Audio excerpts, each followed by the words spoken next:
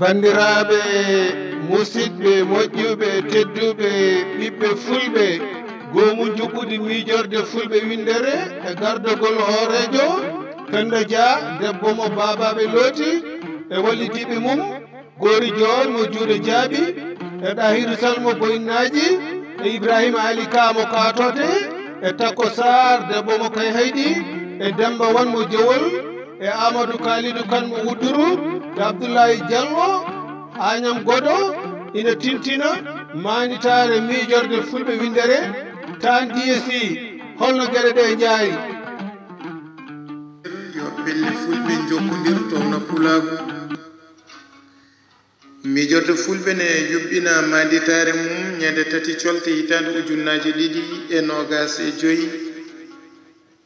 tawi noon so tawi hakkille deji jejji ene koɗo ɗum e kala saaha ɗum saabi ñande nogas e jeeɗiɗi hawrata koye altinere ma ɗum mbiyen amde siilo hitande ujunnaje ɗiɗi e nogas e joyi nogas e jeetati nogas e jeenayyi ha ñande tati colte hitande ujunnaje ɗiɗi e nogas e joyi ñalngu manditare nde tawi noon nden manditare rokka teddungal ko ɓe guindiyankoɓe tato Alhuseyni Sow gorko mo Nima Ceerno Amadou El Hadji Ly gorko mo Ndulumaji Funeɓe Gori Diol gorko mo Juude Diaby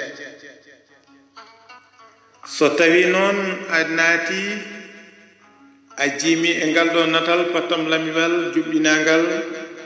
maayi goobuji ceertuɗi e daji goobu boɗejo dow ene waɗa bindol manditare jam goobu olo dewɗo hen o winda hen ko miijorde fulɓe windere goobu bulajo o ko hollude duuɓi jeeɗiɗi miijorde fulɓe winde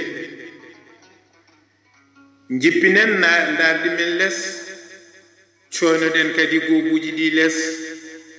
ma en ji goobu bulajo woni ɗon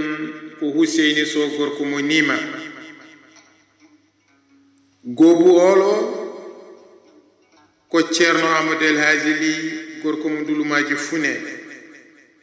goobu boɗejo o ko Gori Diol